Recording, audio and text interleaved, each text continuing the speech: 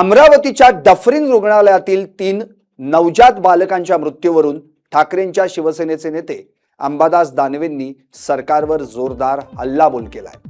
फडणवीसांना जनाची नाही तर मनाचीही वाटत नाही अशी टीका करत आरोग्य यंत्रणा झोपली आहे का असा सवाल अंबादास दानवेंनी केला। राज्याच्या उपमुख्यमंत्र्यांना आता खड्डे मोजण्याचं काम राहिलंय अशी बोचरी टीका देखील दानवेंनी शिंदेंवर केली। 3 मुलं मेले NSY मध्ये, त्याच्यात थोडंसं वाटत नाही जनाची नाही तर मनाची फडणवीसांना? 3 मुलं नाहक गॅस सिलेंडरचा स्फोट NSY मध्ये होतो। आरोग्य यंत्रणा झोपलेली आहे राज्याची। मला वाटतं तिकडे लक्ष दिलं पाहिजे। एकनाथ शिंदे इकडे चाकांचे खड्डे मोजवले। राज्याच्या उपमुख्यमंत्र्याला एक काम राहिलं की खड्डे मोजायचे। लाज शरम वाटली पाहिजे स्वतःला। म्हणून मला असं वाटतं अशा पद्धतीने नुसते संवाद साधायचे का जनतेचे प्रश्न सोडवण्याचे, हा प्रश्न महत्वाचा आहे। म्हणून राहुल गांधींचा उद्देश वेगळा आहे।